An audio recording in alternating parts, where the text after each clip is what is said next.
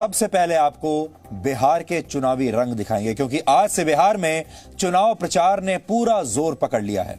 आज बिहार के चुनावी मैदान में प्रधानमंत्री नरेंद्र मोदी भी थे, नीतीश कुमार थे, तेजस्वी यादव भी थे और राहुल गांधी भी थे। यानी एक तरफ प्रधानमंत्री मोदी और मुख्यमंत्री नीतीश कुमार की जोड़ी थी और दूसरी तरफ राहुल गांधी और तेजस्वी यादव की जोड़ी थी।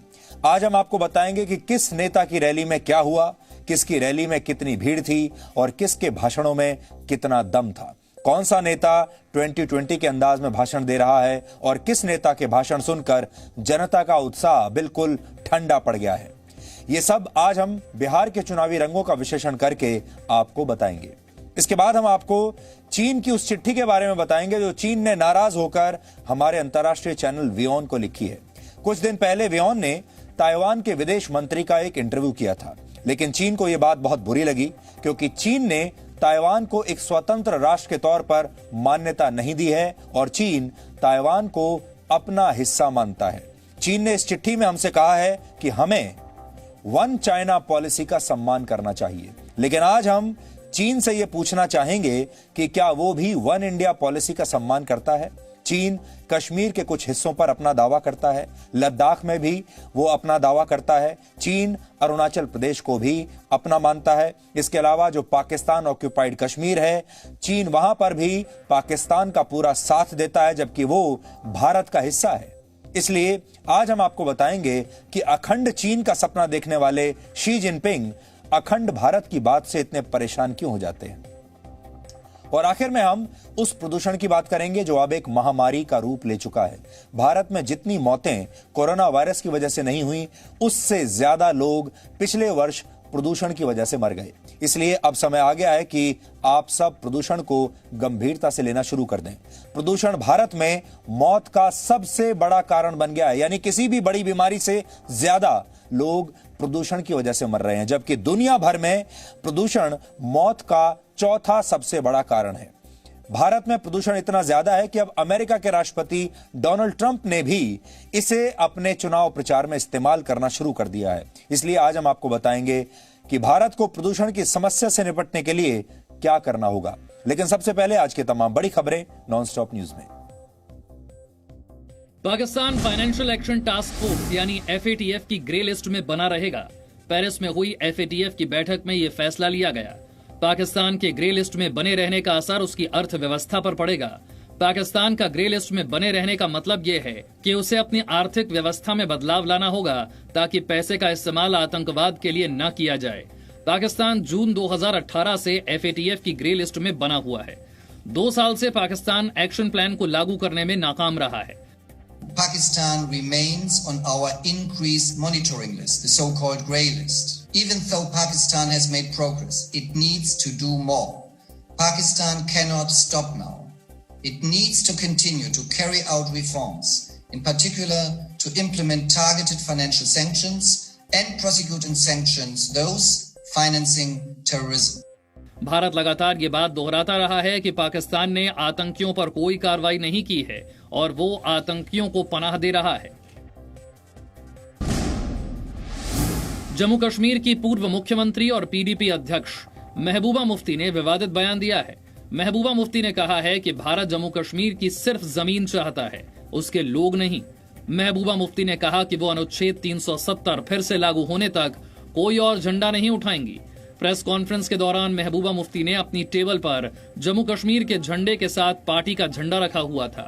महबूबा मुफ्ती ने जम्मू कश्मीर से अनुच्छेद 370 हटाने को डकैती बताया। मेरा ही झंडा तो ये है, सामने मैंने रखा है। जिस वक्त हमारा ये झंडा वापस आएगा हम उस झंडे को भी उठा लेंगे, मगर जब तक हमारा अपना झंडा डाकुओं ने डाके में ले लिया है तब तक हम किसी और झंडे को हाथ में नहीं उठाएंगे। बीजेपी ने महबूबा मुफ्ती के बयान पर सवाल उठाए हैं। केंद्रीय मंत्री जितेंद्र सिंह ने सवाल पूछा कि अगर PDP मुख्य धारा की राजनीतिक पार्टी है तो फिर भारत का झंडा उठाने में परेशानी क्या है। यदि वो मुख्य धारा की भारत की राजनीतिक हैं तो उन्हें भारत के तिरंगा उठाने में आपत्ति क्यों है। ये एक अवसरवादिता की राजनीति है जो एक बार फिर से खुल करके सामने आई है। जम्मू कश्मीर के पूर्व उप मुख्यमंत्री कविंद्र गुप्ता ने महबूबा पर चीन और पाकिस्तान के इशारे पर काम करने का आरोप लगाया। वहीं जम्मू कश्मीर के बीजेपी अध्यक्ष रविंद्र रैना ने महबूबा के खिलाफ राष्ट्रद्रोह के तहत केस दर्ज करने की मांग की है।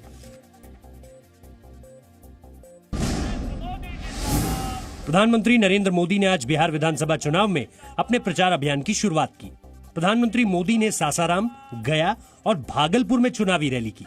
अपनी रैलियों में प्रधानमंत्री मोदी ने एक तरफ केंद्र और बिहार की एनडीए सरकार की विकास योजनाएं गिनवाई, तो वहीं दूसरी तरफ 370, राम मंदिर, गलवान और किसान बिल जैसे मुद्दों को लेकर विपक्ष को घेरा। देश ने किसानों को बिचौलियों और दलालों से मुक्ति दिलाने का फैसला लिया, तो ये बिचौलियों और दलालों के पक्ष में खुलकर मैदान में है। प्रधानमंत्री नरेंद्र मोदी ने सासाराम की रैली में ऐलान किया कि अब मेडिकल और इंजीनियरिंग की पढ़ाई मातृभाषा में होगी। राष्ट्रीय शिक्षा नीति से प्रेरणा लेते हुए अब कोशिश होगी मेडिकल, इंजीनियरिंग समेत सभी तकनीकी कोर्सेज को भी मातृभाषा में पढ़ाने की शुरुआत की जाएगी। प्रधानमंत्री ने अनुच्छेद 370 पर राजनीति करने वालों को बिहार से चेतावनी दी।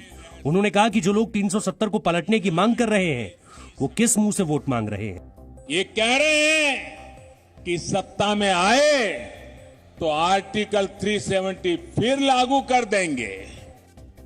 प्रधानमंत्री नरेंद्र मोदी ने कहा कि विपक्ष का काम सिर्फ देश हित में लिए गए फैसलों का विरोध करना रह गया है। वायनाड से कांग्रेस सांसद राहुल गांधी ने आज नवादा और भागलपुर में चुनावी रैली की। नवादा की रैली में राहुल गांधी के साथ आरजेडी नेता तेजस्वी यादव भी मौजूद थे। राहुल गांधी ने चीन, किसान बिल, जीएसटी, लॉकडाउन के दौरान प्रवासी मजदूरों के पलायन और नोटबंदी सहित कई मुद्दों पर प्रधानमंत्री मोदी को घेरा। उन्होंने प्रधानमंत्री मोदी पर गलवान के शहीद सैनिकों के अपमान का आरोप लगाया। सवाल यह है नरेंद्र मोदी जी, ये चाइना के सैनिक जो हिंदुस्तान के अंदर बैठे हैं, इनको आप बाहर कब निकालोगे? सवाल ये है। आरजेडी नेता तेजस्वी यादव ने प्रधानमंत्री को घेरने के लिए युवा कार्ड खेला। उन्होंने कहा कि प्रधानमंत्री, मुख्यमंत्री और उनमें 2 पीढ़ी का फासला है। तेजस्वी यादव ने कहा कि मौजूदा नीतीश सरकार से जनता नफरत करती है और आरजेडी ने बिहार के लोगों को विकल्प दिया है। हम तो चाहेंगे कि नीतीश कुमार जी से जरा मोदी जी पूछे कि भाई ये 15 साल बाद नींद क्यों खुला है। वहीं भागलपुर की रैली में नीतीश कुमार ने पलटवार करते हुए आरजेडी के परिवारवाद पर हमला बोला। लोगों को काम करने का मौका मिला, वो सिर्फ अपने बारे में सोचते हैं, अपने परिवार के बारे में सोचते हैं, और हम सब लोगों के लिए पूरा बिहार एक परिवार है। चीन के साथ जारी सीमा विवाद के बीच रक्षा मंत्री राजनाथ सिंह जवानों के साथ दशहरा मनाएंगे और शस्त्र पूजा भी करेंगे। राजनाथ सिंह 2 दिन के दौरे पर 24 और 25 अक्टूबर को दार्जिलिंग और सिक्किम जाएंगे। रक्षा मंत्री राजनाथ सिंह फॉरवर्ड इलाकों में जाएंगे और सैनिकों के साथ बातचीत करेंगे।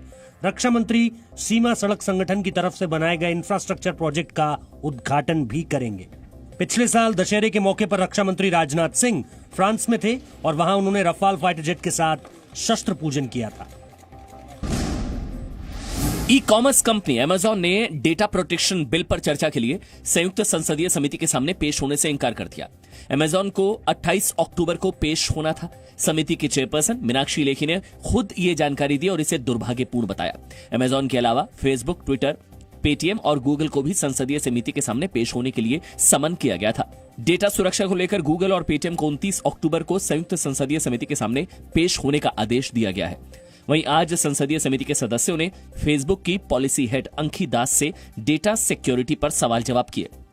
अगर वो 28 अक्टूबर को नहीं आते तो ये उनके खिलाफ प्रिविलेज का मामला बनता है। साथ ही उनके खिलाफ सरकार से सख्त कार्रवाई करने को भी कहा जाएगा। ये कार्रवाई उनके व्यापार से संबंधित होगी, यानी कि भारत में अमेजॉन के व्यापार पर भी कार्रवाई हो सकती है।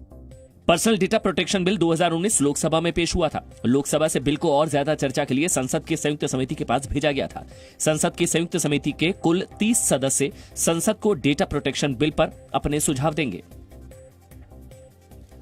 आज हम सबसे पहले आपको बिहार के चुनावी रंग दिखाना चाहते हैं, क्योंकि आज से बिहार में चुनाव प्रचार ने पूरा जोर पकड़ लिया है। और पूरे देश की नजर अब बिहार पर लगी हुई है। आज बिहार के चुनावी मैदान में एक तरफ प्रधानमंत्री नरेंद्र मोदी और मुख्यमंत्री नीतीश कुमार की जोड़ी थी, तो दूसरी तरफ तेजस्वी यादव और राहुल गांधी एक साथ एक मंच पर थे। आज हम आपको बताएंगे किस नेता की रैली में क्या क्या हुआ, किसकी रैली में कितनी भीड़ थी, किसके भाषणों में कितना दम था, कौन सा नेता 2020 के अंदाज में भाषण दे रहा है और किस नेता के भाषण सुनकर जनता का उत्साह ठंडा पड़ रहा है, यानी कौन से भाषण बिल्कुल गर्मा गर्म हैं और कौन से बिल्कुल ठंडे हैं। लेकिन सबसे पहले आप प्रधानमंत्री नरेंद्र मोदी और बिहार के मुख्यमंत्री नीतीश कुमार की यह तस्वीर देखिए। यह तस्वीर अपने आप में दोनों नेताओं के बीच केमिस्ट्री को बयान करने के लिए काफी है। आज दिन भर इस तस्वीर की चर्चा चल रही थी। बड़ी दिलचस्प तस्वीर है ये, और आज इस तस्वीर की चर्चा सब जगह हो रही है। तस्वीर को आप ध्यान से देखिए। जो लोग भी बिहार की राजनीति में दिलचस्पी रखते हैं वो आज इस तस्वीर की बात कर रहे थे। आप इसे जुगलबंदी कह सकते हैं, केमिस्ट्री कह सकते हैं नरेंद्र मोदी और नीतीश कुमार के बीच।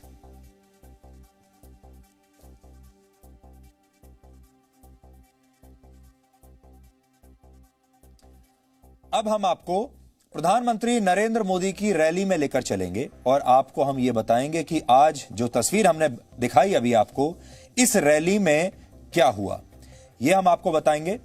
लेकिन उससे पहले आज हम आपको बिहार के नवादा में आरजेडी के नेता और लालू प्रसाद यादव के पुत्र तेजस्वी यादव और राहुल गांधी की रैली के बारे में बताते हैं। इस रैली में एक बड़ा दिलचस्प वाकया हुआ, और वो वाकया ये था कि जब तेजस्वी यादव भाषण देने के लिए आए तो उन्होंने अपने भाषण को बिल्कुल 2020 वाले अंदाज में दिया। हालांकि यहां पर जो दो तस्वीर आप देखने वाले हैं, एक तस्वीर होगी प्रधानमंत्री मोदी और नीतीश कुमार की, और दूसरी जोड़ी है राहुल गांधी और तेजस्वी यादव की। तेजस्वी यादव और राहुल गांधी जो हैं वो परिवारवाद की जोड़ी है, और नरेंद्र मोदी और नीतीश कुमार की जो जोड़ी है ये उन नेताओं की जोड़ी है जो किसी परिवार के दम पर नहीं बल्कि अपने मेहनत के दम पर आए हैं। तो एक तरफ है नरेंद्र मोदी की रैली जिसकी तस्वीरें आप देख रहे हैं, और दूसरी तरफ है तेजस्वी यादव और राहुल गांधी की रैली। प्रधानमंत्री और मुख्यमंत्री एक साथ और राहुल गांधी और तेजस्वी यादव एक साथ। अब पहले आप ये देखिए कि प्रधानमंत्री मोदी ने अपनी इस रैली में क्या कहा।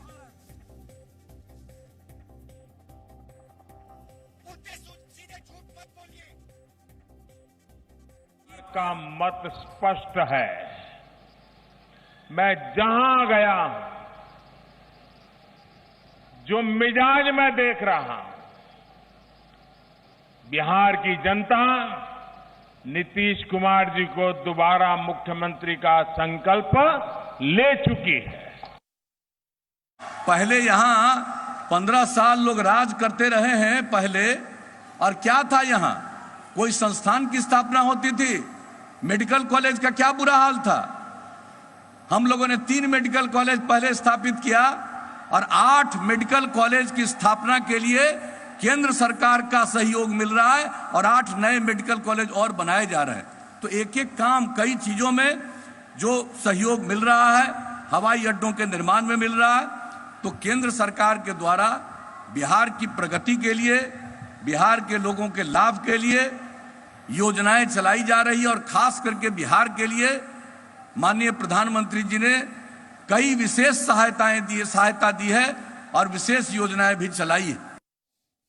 तो यहां आपने देखा प्रधानमंत्री मोदी और मुख्यमंत्री नीतीश कुमार की रैली। इसमें खास बात इस रैली में यह थी कि भीड़ आपको यहां पर थोड़ी सी कम नजर आएगी, और उसका कारण यह है कि यहां पर फिजिकल डिस्टेंसिंग का ध्यान रखा गया था, और यह बात प्रधानमंत्री ने जाने से पहले ही कह दी थी कि उन्हें अपनी भीड़ में जो जनता आएगी उसके बीच में सोशल डिस्टेंसिंग का जरूर पालन होना चाहिए, और सबको पहले बता दिया गया था कि सब लोग दूर दूर पर खड़े होंगे, सोशल डिस्टेंसिंग का 2 गज की दूरी का पालन किया जाएगा।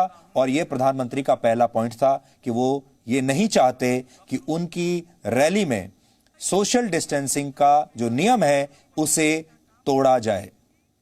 तो यह उनकी रैली थी जिसमें भीड़ काफी कंट्रोल्ड तरीके से भीड़ को बुलाया गया था। क्योंकि सोशल डिस्टेंसिंग का पालन करना अनिवार्य था। और यह इसलिए भी था कि सामने प्रधानमंत्री खड़े हैं, मुख्यमंत्री खड़े हैं, और सोशल डिस्टेंसिंग के नियमों की अगर ऐसे धज्जियां उड़ेंगी तो फिर लोग भी क्या कहेंगे। अब आपको चलते हैं लेकर नवादा में राहुल गांधी और तेजस्वी यादव की रैली में। इस रैली में अगर आप देखेंगे तो तेजस्वी यादव ने जब भाषण देना शुरू किया तो लोगों में बहुत उत्साह था, भीड़ जबरदस्त थी, लेकिन सोशल डिस्टेंसिंग कहीं उसका नाम भी नहीं था। और तेजस्वी यादव ने जब बात करना शुरू किया तो तेजस्वी यादव ने कहा कि उन्हें लंबे चौड़े पकाऊ भाषण नहीं देने, उन्हें छोटा भाषण देना है, लेकिन वो सिर्फ काम की बात करना चाहते हैं। तो आज हम आपको बताते हैं कि जब तेजस्वी यादव ने भाषण दिया तब जनता कैसे अपने हाथ हिला रही थी और जनता पूरे उत्साह में थी, और जब राहुल गांधी अपना भाषण देने के लिए आए तो कैसे जनता का उत्साह ठंडा पड़ गया और वहां शांति छा गई। अब आप देखिए।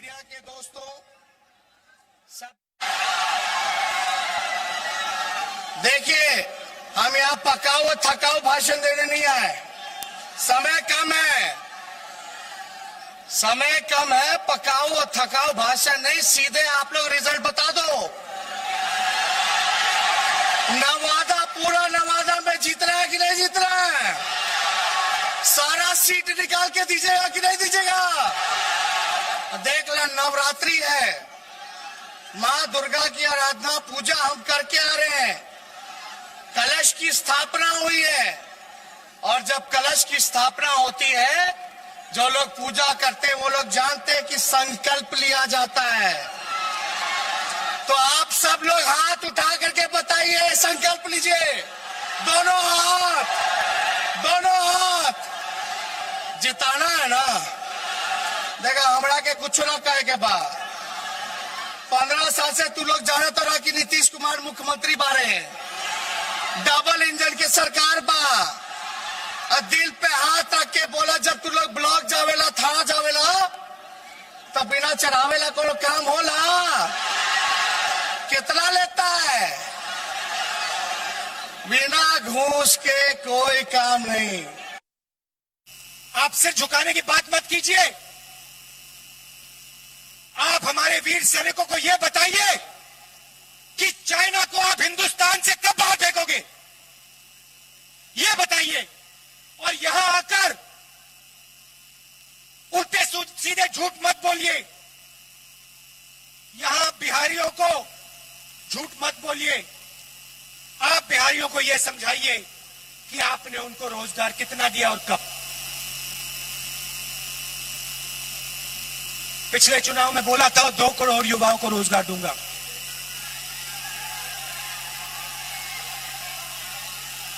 मिला?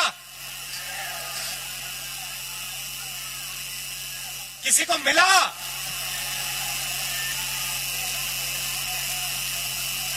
जीरो। यहां पर खास बात यह है कि तेजस्वी यादव लालू प्रसाद यादव के बेटे हैं और राहुल गांधी राजीव गांधी और सोनिया गांधी के बेटे हैं। दोनों परिवारवाद के नाम पर यहां तक पहुंचे हैं। दोनों अपने अपने परिवारों की वजह से आज मंच पर हैं, लेकिन दोनों में अंतर भी आपको देखना होगा। आज जब तेजस्वी यादव सवाल पूछ रहे थे वहां सामने खड़ी जनता से, तो जनता जोर से जवाब देती थी। मतलब अंग्रेजी में अगर आप कहें तो इलेक्ट्रीफाइंग एटमॉस्फेयर था एक तरीके से, और जनता बहुत उत्साहित थी। भाषण भी तेजस्वी यादव ने जबरदस्त दिया और जनता उसमें बहुत पार्टिसिपेट कर रही थी। जैसे ही तेजस्वी यादव कुछ भी बात कहते थे, जनता ताली बजाती थी, नहीं तो नारा लगाती थी, कुछ ना कुछ रिएक्शन देती थी।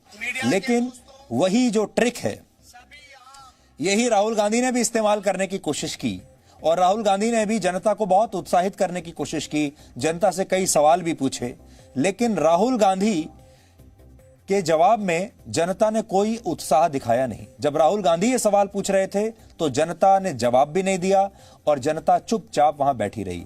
इसका मतलब आपने अभी भी देख लिया होगा, जब राहुल गांधी भाषण दे रहे थे तो वहां बिल्कुल शांति छाई हुई थी, कोई उत्साह नहीं।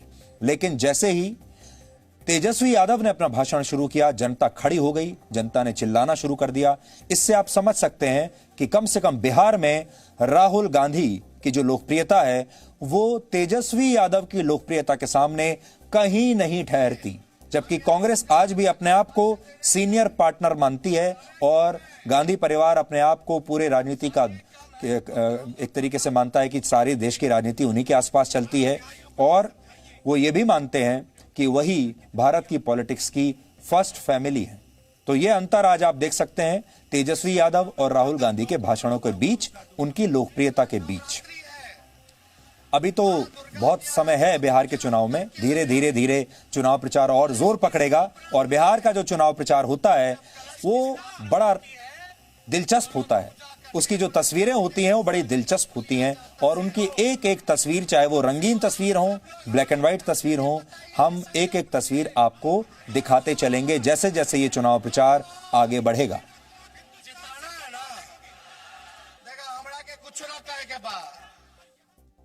अब हम आपको ये बताएंगे कि ताइवान का नाम सुनकर चीन इतना चिढ़ क्यों जाता है, इतने गुस्से में क्यों आ जाता है। ताइवान भारत से 4000 किलोमीटर दूर स्थित पूर्वी एशिया का एक छोटा सा देश है जिसे चीन अपना हिस्सा मानता है। लेकिन ताइवान के लोग ऐसा नहीं मानते, बल्कि ताइवान की सरकार का तो यह मानना है कि ताइवान ही असली चीन है, जिसका असली नाम है रिपब्लिक ऑफ चाइना, और जिस चीन को पूरी दुनिया में पीपुल्स रिपब्लिक ऑफ चाइना के नाम से जाना जाता है और जहां कम्युनिस्ट पार्टी का शासन है, वो एक नकली देश है। इसलिए आज हम ये समझने की कोशिश करेंगे कि क्या चीन में बनने वाले नकली सामान की तरह चीन का अस्तित्व भी पूरी तरह नकली है। 2 दिन पहले यानी इस महीने की 21 तारीख को हमारे अंतर्राष्ट्रीय चैनल वियॉन ने ताइवान के विदेश मंत्री जोसेफ वू का एक इंटरव्यू किया था, जिसमें ताइवान के विदेश मंत्री ने चीन के अत्याचारों और उसके खतरनाक इरादों पर खुलकर बात की थी और उन्होंने चीन पर यह आरोप भी लगाया था कि पूरी दुनिया में कोरोना वायरस चीन की वजह से फैला है। खुलकर उन्होंने आरोप लगाए, लेकिन चीन को यह इंटरव्यू बिल्कुल पसंद नहीं आया और चीन इस बात से चिढ़ गया कि वियॉन ने ताइवान के विदेश मंत्री को मंच क्यों दिया और उन्हें ताइवान का विदेश मंत्री कहकर क्यों संबोधित किया, क्योंकि चीन का यह मानना है, चीन मानता है कि वन चाइना पॉलिसी के तहत ताइवान कोई अलग देश नहीं है और एक ना एक दिन ताइवान को चीन में मिला लिया जाएगा, यानी ताइवान चीन का हिस्सा है। लेकिन चीन को वियॉन पर ताइवान के विदेश मंत्री का यह इंटरव्यू इतना नागवार गुजरा कि भारत में चीन के दूतावास को चिट्ठी लिखकर हमारे सहयोगी अंतर्राष्ट्रीय चैनल का विरोध करना पड़ा।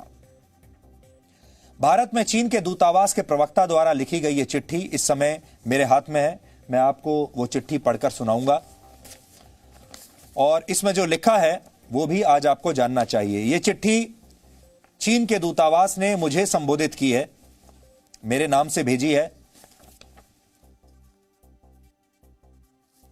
और देखिए उसमें ये क्या लिखते हैं। उसमें लिखते हैं कि वियॉन चैनल ने 21 अक्टूबर 2020 को ताइवान के विदेश मंत्री का इंटरव्यू किया और फिर आगे लिख रहे हैं, it seriously violated one China principle and sent completely wrong message to Indian people. The Chinese embassy in India lodges firm opposition and strong protest against वियॉन providing platform for Taiwan democratic progressive party authority separatist activities disregarding Indian government's long standing position. यहां पर आपको यह समझना होगा कि चीन का दूतावास अगर वियॉन को, और मुझे यह चिट्ठी लिख रहा है जिसको ये प्रोटेस्ट लेटर कह रहे हैं, इसका उन्होंने शीर्षक भी जो दिया है वो है protest letter from Chinese embassy spokesperson on वियॉन ताइवान रिलेटेड इंटरव्यू। तो कोई भी दूतावास जब इस तरह की चिट्ठी लिखता है तो तभी लिखता है जब उसकी सरकार उसे ऐसी चिट्ठी लिखने के लिए कहती है। तो इसका पहला मतलब यह है कि चीन में, वैसे तो चीन ने वियॉन को ब्लॉक कर रखा है, वियॉन को देखना चीन में प्रतिबंधित है, लेकिन चीन की सरकार लगातार वियॉन को ऑब्जर्व कर रही है, देख रही है। चीन की सरकार ने भारत में चीन के दूतावास को यह निर्देश दिए होंगे कि वो वियॉन को यह चिट्ठी लिखे और वियॉन को यह बताए कि हम आपसे बहुत नाराज हैं क्योंकि आपने ताइवान के विदेश मंत्री का इंटरव्यू किया है।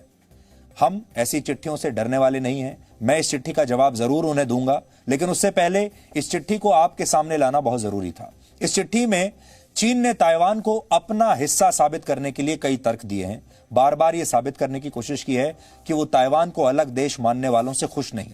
चीन को खुश करना हमारा कर्तव्य है भी नहीं। हमारी ये ड्यूटी नहीं है कि हम चीन को खुश रखें।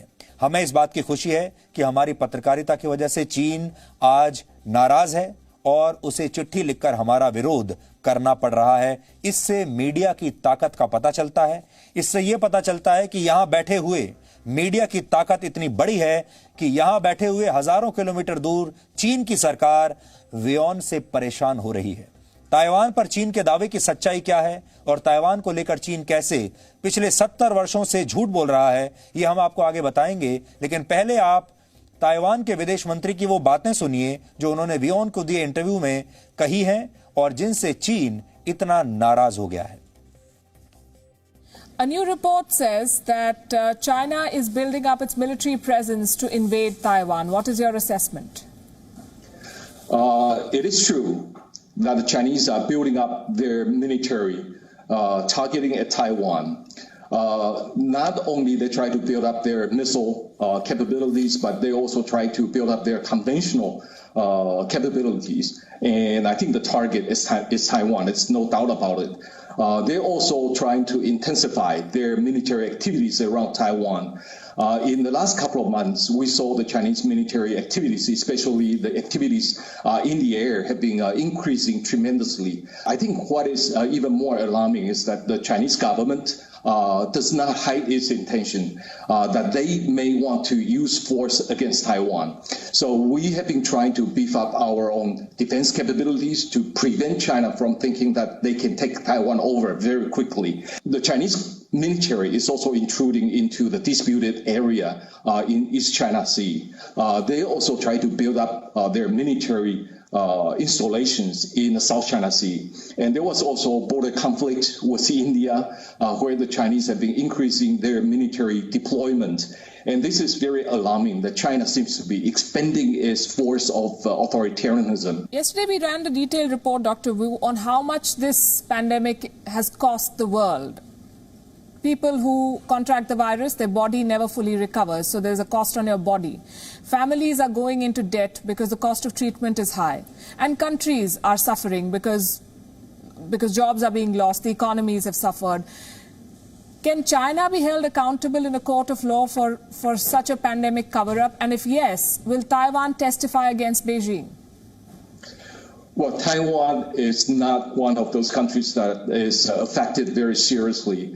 And if the international community wants to look at the origin of the problem and they want to do a more thorough investigation, that is something that would be very helpful in preventing the next pandemic from taking place. And if there's a need for Taiwan experts to testify or to join in this investigation, I think Taiwan will be very happy to do it.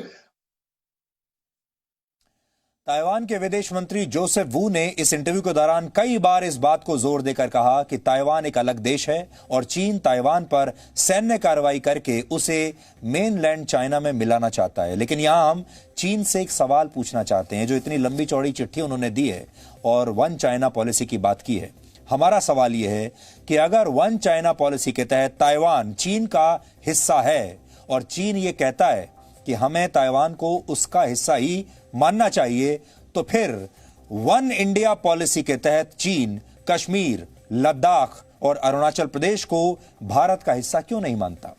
चीन भारत से एक तरफा उम्मीद क्यों कर रहा है? कुल मिलाकर चीन के दूतावास की चिट्ठी चीन के पाखंड से पर्दा उठाती है, क्योंकि एक तरफ चीन भारत की अखंडता को चोट पहुंचा रहा है और दूसरी तरफ भारत की मीडिया पर यह दबाव बनाता है कि वो ताइवान को चीन का हिस्सा माने। हमसे चीन की यह नाराजगी कोई नई बात नहीं है। चीन न सिर्फ हमें चिट्ठी लिखकर हमारा विरोध इस तरह से कर रहा है, बल्कि आपको याद होगा कुछ दिन पहले हमने आपको यह बताया था कि चीन कैसे हमारी जासूसी भी कर रहा है। एक पूरी लिस्ट जारी हुई थी, यह खबर लीक हो गई थी कि चीन भारत में किन किन लोगों की जासूसी कर रहा है और उस लिस्ट में मेरा नाम भी था। और आज एक बार फिर इस चिट्ठी में मेरे नाम ये चिट्ठी लिखकर उन्होंने एक बार फिर से हमें रोकने की कोशिश की है। आपको याद होगा कुछ दिन पहले एक लंबी चौड़ी लिस्ट आई थी इस देश के लोगों की, जिसमें नेता भी थे, मंत्री भी थे, सैन्य अधिकारी भी थे। ये सब लिस्ट उन लोगों की थी जिन पर चीन जासूसी कर रहा है, जिनके फोन चीन सुन रहा है, देख रहा है और जिनके सोशल मीडिया अकाउंट्स को भी चीन लगातार ऑब्जर्व कर रहा है। ये लोग कहां जाते हैं, किससे बात करते हैं, किससे मिलते हैं, इनकी विचारधारा क्या है, इन सब लोगों की प्रोफाइलिंग चीन कर रहा था। और उसमें जब मीडिया के लोगों की बात आई थी तो जी न्यूज का नाम था, उसमें मेरा भी नाम था। और अब इस तरह की चिट्ठी आना, इससे आप ये समझ सकते हैं कि वैसे तो WION चाइना में ब्लॉक्ड है, लेकिन WION पर चीन किस हद तक और जी मीडिया पर चीन किस हद तक नजर रखे हुए है। लेकिन चीन के दूतावास की इस चिट्ठी के बाद ताइवान की सरकार की तरफ से भी एक और चिट्ठी आई है और इस चिट्ठी में ताइवान ने चीन के इन सभी दावों को खारिज किया है और कहा है कि Taiwan People's Republic of China का हिस्सा नहीं है।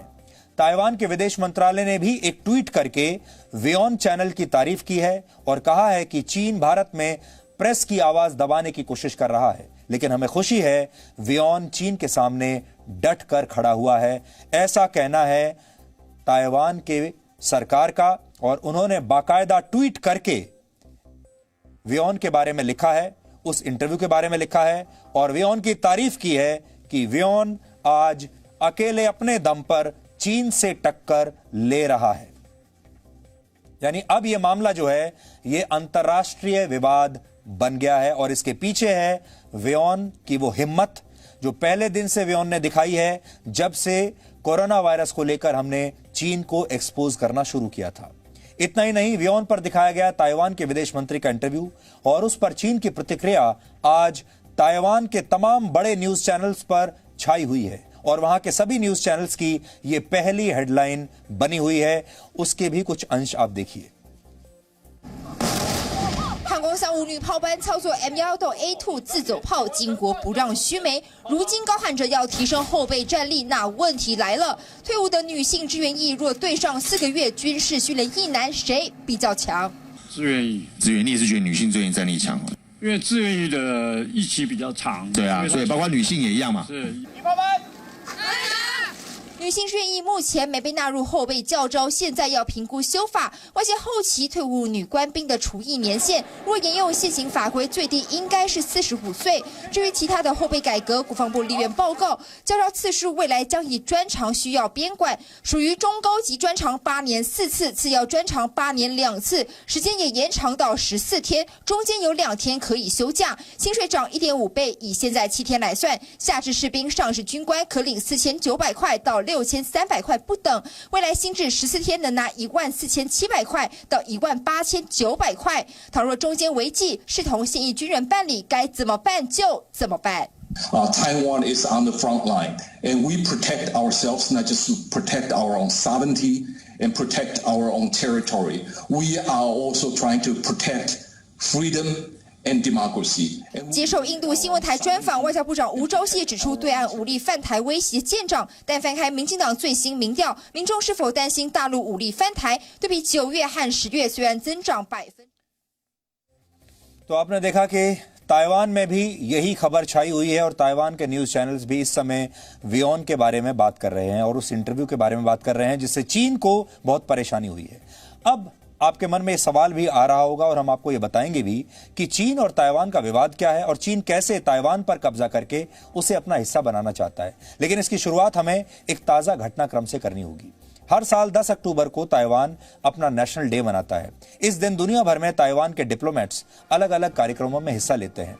ऐसा ही एक कार्यक्रम प्रशांत महासागर में स्थित एक छोटे से देश फिजी में आयोजित किया गया, लेकिन चीन को यह बात पसंद नहीं आई और चीन के अधिकारियों ने इस कार्यक्रम में बाधा डालने की कोशिश की और ताइवान के डिप्लोमेट्स के साथ हिंसा की और इस हिंसा में घायल ताइवान के एक डिप्लोमेट को अस्पताल में भर्ती कराना पड़ा। इसके बाद से ताइवान और चीन का विवाद एक बार फिर से विवादों में आ गया। ताइवान के नेशनल डे से ठीक पहले भारत में चीन के दूतावास ने एक नोट जारी करके कहा था कि भारत का मीडिया ताइवान को अलग देश कहकर ना बुलाए और वन चाइना पॉलिसी का उल्लंघन ना करे। और आपको याद होगा ताइवान के नेशनल डे पर WION पर एक आधे घंटे का प्रोग्राम चला था ताइवान के नेशनल डे को लेकर, जिस पर चीन ने उस दिन भी आपत्ति जताई थी।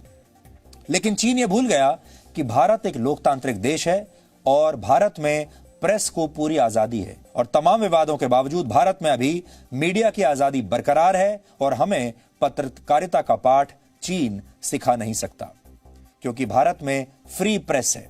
इसलिए आज हम खुलकर चीन के विस्तारवाद की हकीकत बताएंगे और यह भी बताएंगे कि दुनिया चीन के खिलाफ कैसे एकजुट होती जा रही है।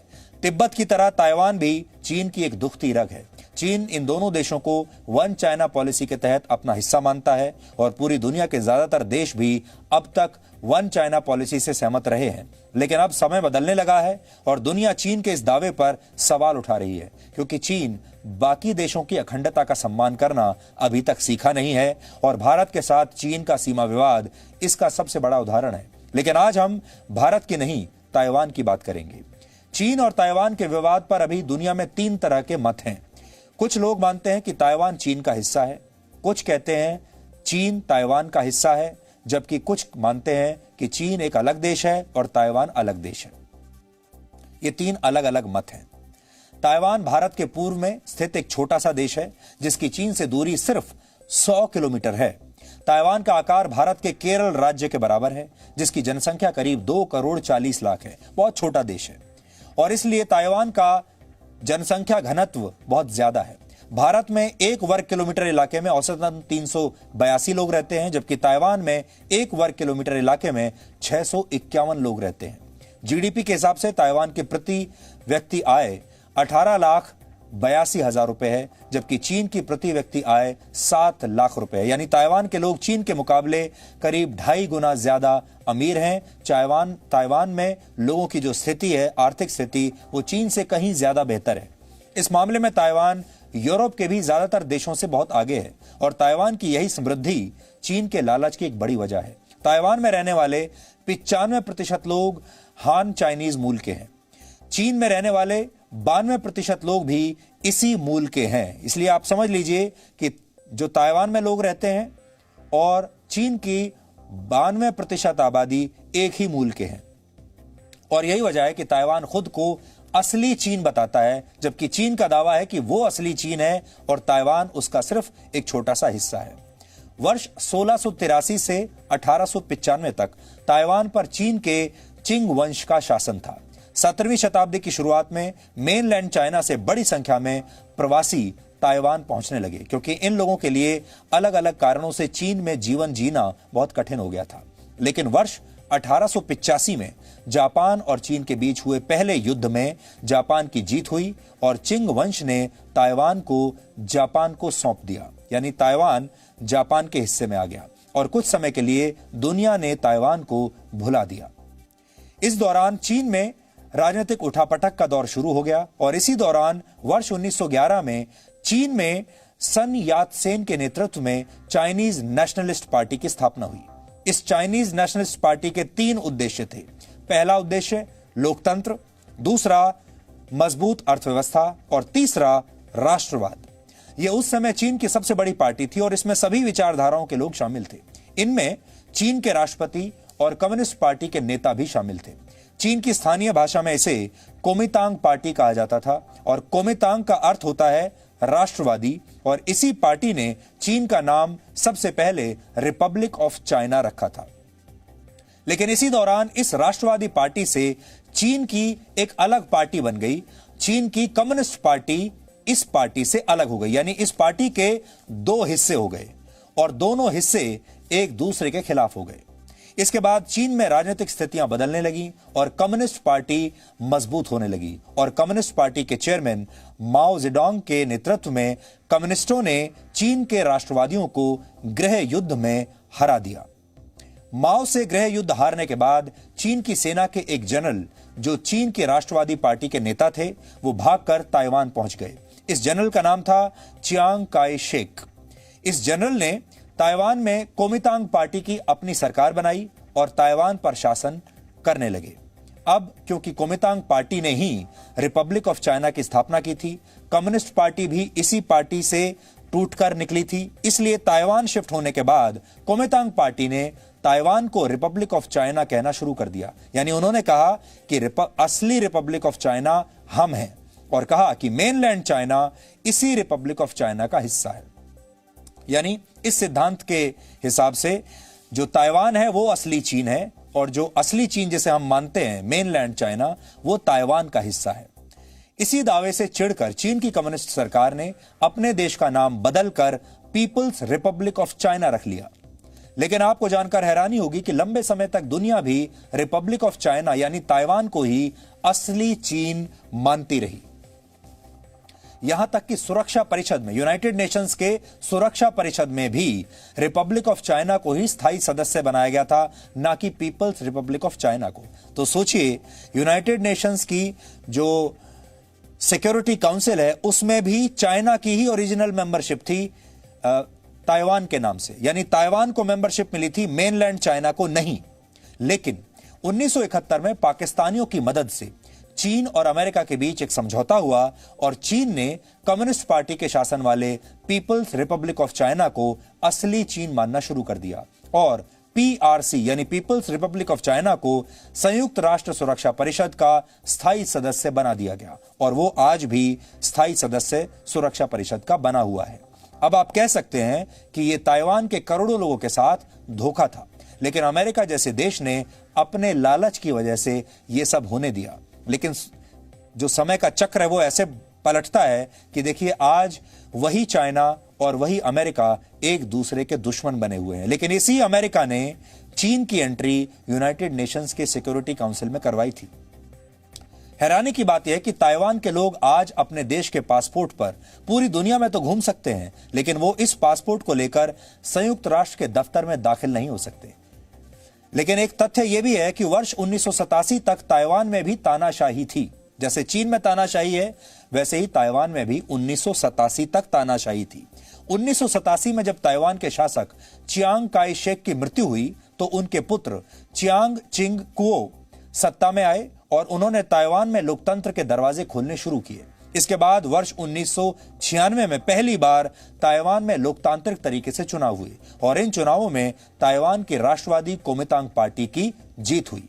कोमितांग पार्टी का मानना है कि पूरे चीन पर ताइवान का अधिकार है, लेकिन आगे चलकर जब ताइवान में विपक्ष मजबूत हुआ तो एक नई पार्टी का उदय हुआ और उस पार्टी का नाम था डेमोक्रेटिक प्रोग्रेसिव पार्टी यानी डीपीपी। डीपीपी के पास फिलहाल ताइवान की सत्ता है, यानी इस समय ताइवान में इसी डीपीपी पार्टी की सरकार है और ताइवान के मौजूदा राष्ट्रपति का नाम है साई इंग वेन।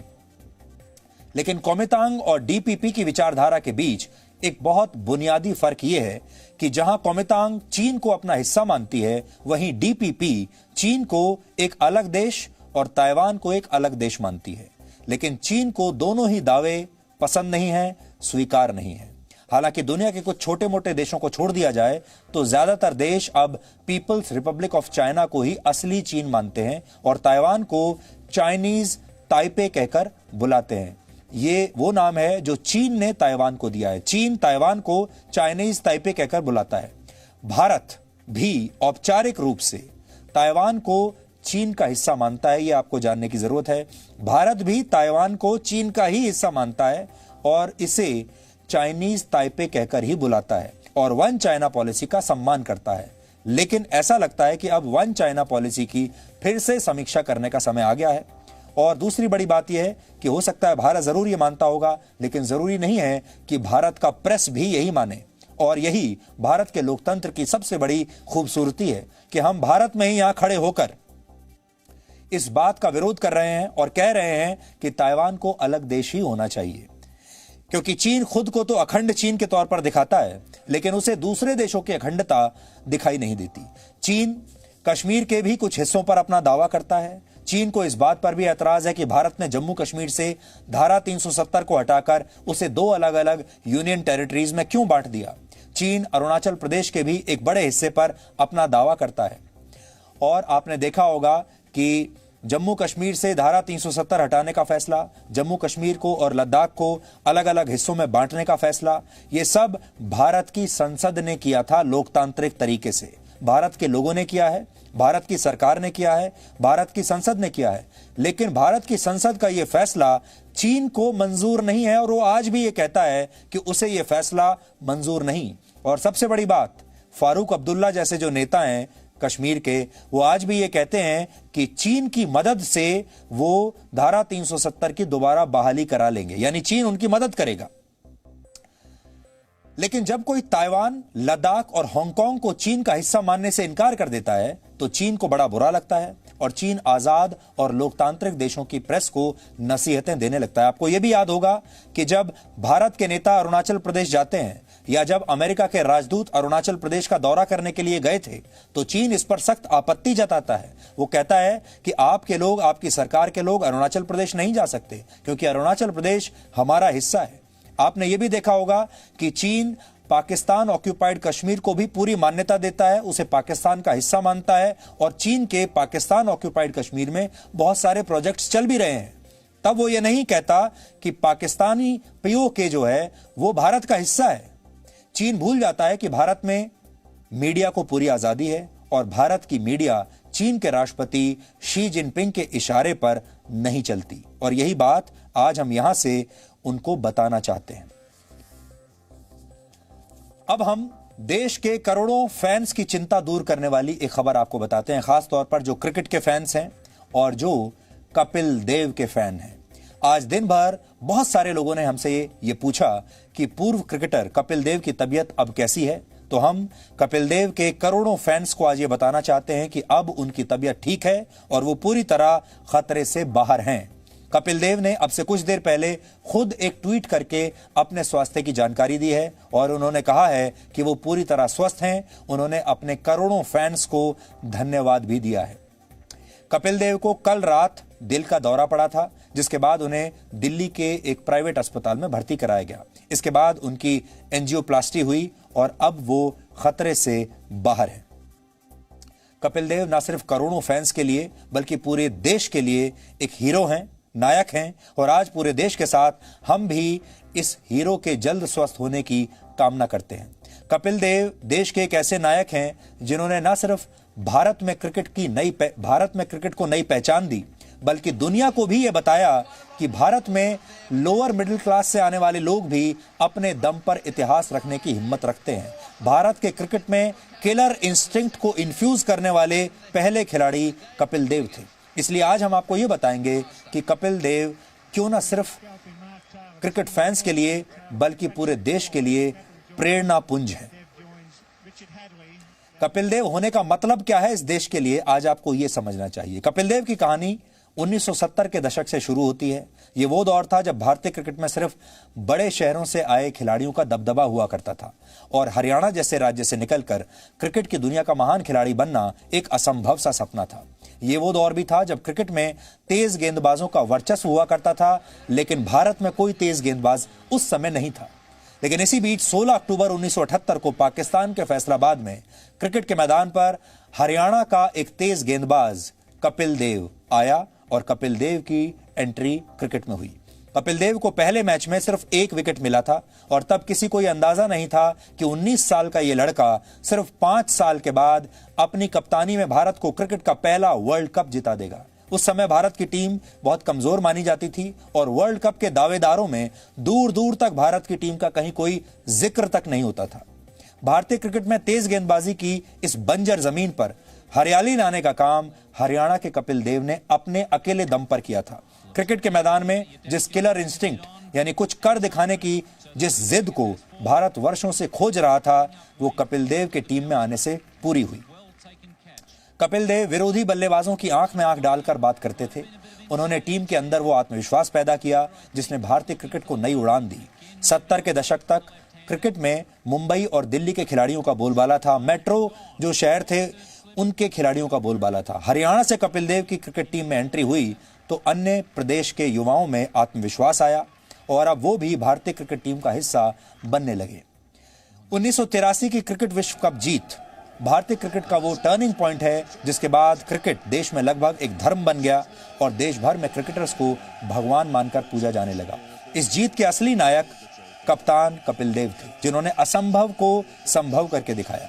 कपिल देव के करियर में उन्हें नायक का मुकाम दिलाने वाली कुछ तस्वीरें आज हम आपको दिखा रहे हैं, लेकिन उससे भी पहले आपको ये जानना चाहिए कि वो कौन सी 6 बातें हैं जो आप कपिल देव से आज सीख सकते हैं। आप इन 6 बातों को क्रिकेट का कि एक ओवर की 6 गेंद मान सकते हैं और ये एक एक गेंद आपका जीवन बदल सकती है। तो एक ओवर की 6 गेंद आप समझिए। पहली बात यह कि कपिल देव एक ऐसे कप्तान थे जिन्होंने अपनी टीम में जीत का जज्बा भरा, जीत के लिए लड़ना सिखाया। इसी का परिणाम था भारत 83 में पहली बार क्रिकेट का वर्ल्ड चैंपियन बना। दूसरी बात, कपिल देव एक फाइटर यानी योद्धा थे। वो भारतीय टीम में एक फास्ट बॉलर की भूमिका में थे। उस समय टीम में कोई ऐसा फास्ट बॉलर नहीं था जो नई गेंद से इतनी सटीक और धारदार गेंदबाजी कर सकता था, लेकिन कपिल देव ने ये करके दिखाया और देखते ही देखते भारतीय टीम को मैच जिताने की पूरी जिम्मेदारी उनके कंधों पर आ गई थी। अकेले वर्षों तक वो इस जिम्मेदारी को निभाते रहे। उन्होंने कभी इसे बोझ नहीं माना, बल्कि इसे चुनौती की तरह लेकर उन्होंने अपनी क्षमताओं का विस्तार किया। तीसरी बात, उन्होंने अपने मुश्किल हालात को कभी अपनी उपलब्धियों और मेहनत के आड़े नहीं आने दिया। जिस जमाने में उन्होंने क्रिकेट के मैदान पर कदम रखा, उस समय मुंबई और दिल्ली के क्रिकेटरों का भारतीय टीम में बोलबाला था। कपिल देव ने छोटे शहरों और कस्बों के युवाओं में ऊर्जा का संचार किया। चौथी बात जो आप उनसे सीख सकते हैं वो है कि कपिल देव फिटनेस और कितने बड़े फिटनेस फ्रीक थे। तेज गेंदबाज बहुत जल्द चोट का शिकार हो जाते हैं, लेकिन कपिल देव का बॉलिंग एक्शन बहुत स्मूथ और सटीक था। अपने जमाने में उनका जो बॉलिंग एक्शन माना जाता था सबसे स्मूथ माना जाता था और सबसे खूबसूरत बॉलिंग एक्शन उन्हीं का हुआ करता था उस जमाने में। उन्होंने 16 साल के करियर में 131 टेस्ट मैच खेले, लेकिन कभी भी उन्हें चोट की वजह से या फिटनेस में कोई कमी नहीं आई और एक भी मैच उन्होंने चोट या फिटनेस की वजह से मिस नहीं किया, लगातार खेलते गए। कपिल देव फिटनेस की अहमियत तब समझ गए थे जब भारत में इसे कोई खास महत्व नहीं दिया जाता था। पांचवी बात यह कि उनका हर फन मौला क्रिकेटर होना। जितनी अच्छी गेंदबाजी कपिल देव ने अपने करियर में की, उतनी ही बेहतरीन बल्लेबाजी भी की। उस समय उनकी गिनती दुनिया के टॉप 4 ऑलराउंडर्स में होती थी। इंग्लैंड के इयान बोथम, न्यूजीलैंड के रिचर्ड हेडली, पाकिस्तान के इमरान खान से कपिल देव का मुकाबला क्रिकेट जगत की सुर्खियों में हमेशा बना रहता था। हेडली ने टेस्ट क्रिकेट में 431 विकेट लिए थे, जो वर्ल्ड रिकॉर्ड था, और बाद में कपिल देव ने ही उस वर्ल्ड रिकॉर्ड को तोड़ा था। और छठी बात यह कि उन्होंने अपने दौर में युवा खिलाड़ियों को मौका दिया और कभी क्रिकेट में अपने कद को अहंकार का विषय नहीं बनाया। और ये जो आज आप जिस शब्द को सुनते हैं ऑलराउंडर, इस ऑलराउंडर शब्द का जो परिचय है ये कपिल देव ने ही सबसे पहले भारत के लोगों से करवाया था।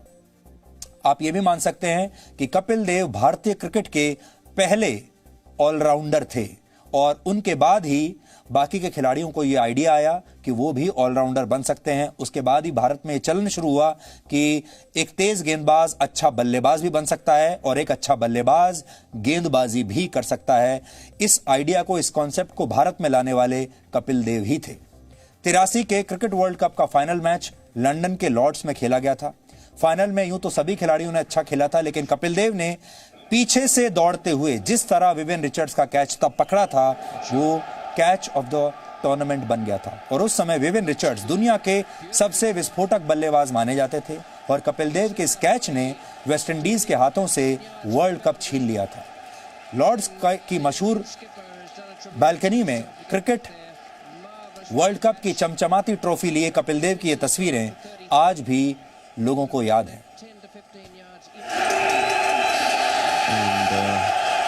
Ovation here for Kapil Dev to receive the trophy from Lord Carr, Chairman of the Prudential Assurance Company.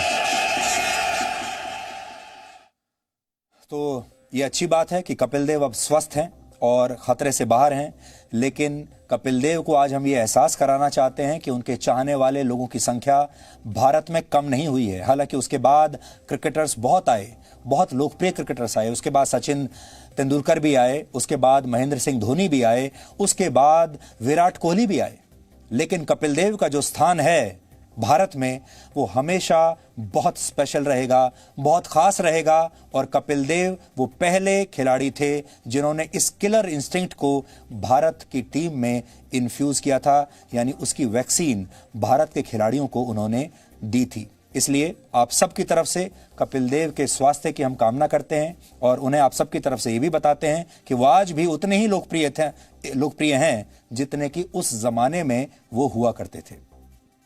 अब 4 मिनट का ब्रेक, ब्रेक के बाद हम आपको बताएंगे कैसे प्रदूषण अब सबसे बड़ी महामारी बन चुका है। भारत में कोरोना वायरस की वजह से अब तक जितने लोगों की मौत हुई है, उतने ही बच्चे पिछले वर्ष भारत में प्रदूषण की वजह से मारे गए। यह बहुत गंभीर विषय है और अब इस विषय की चर्चा अमेरिका के चुनाव प्रचार में भी हो रही है। इस पर ब्रेक के बाद आपको खबर बताएंगे।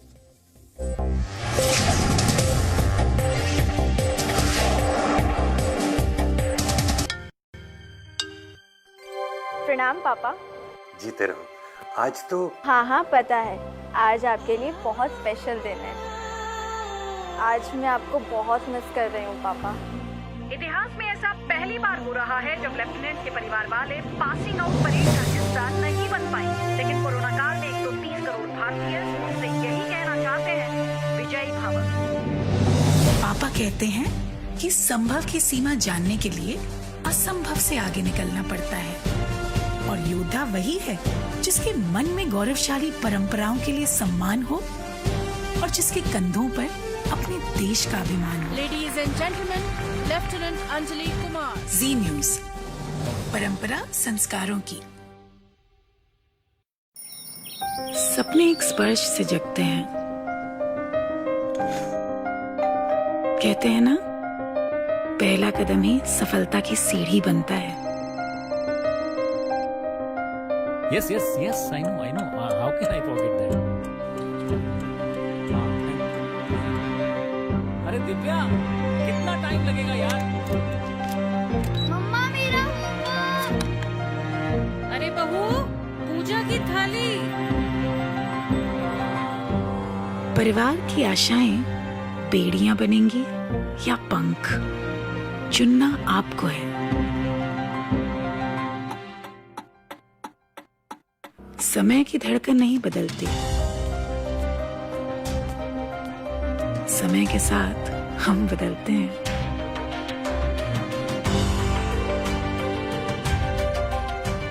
क्योंकि जब अपने संस्कारों के लिए सम्मान हो तो दुनिया झुकती है। जी न्यूज, परंपरा संस्कारों की।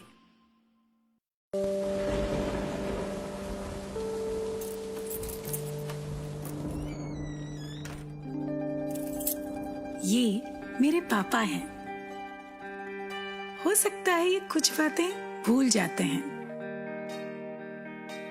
लेकिन मुझसे जुड़ी हर यादें मन की परतों में ठीक वैसे ही सजा रखी हैं जैसे इस अलमारी में कपड़ों की तहें। उनके संघर्ष की धूप ने मुझे लक्ष्य पाने की सीख दी है, और उनकी सांवली छाया ने माँ के संस्कार।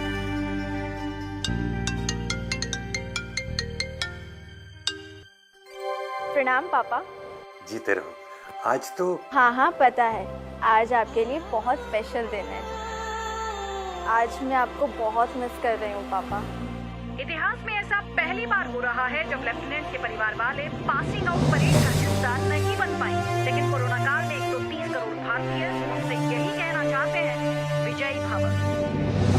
पापा कहते हैं कि संभव की सीमा जानने के लिए असंभव से आगे निकलना पड़ता है, और योद्धा वही है जिसके मन में गौरवशाली परंपराओं के लिए सम्मान हो और जिसके कंधों पर अपने देश का अभिमान हो। Ladies and gentleman, lieutenant Anjali Kumar. Zee News, परंपरा संस्कारों की। सपने एक स्पर्श से जगते हैं। कहते हैं ना, पहला कदम ही सफलता की सीढ़ी बनता है। Yes, I know. How can I forget that? अरे दिव्या, कितना टाइम लगेगा यार? मम्मा मेरा।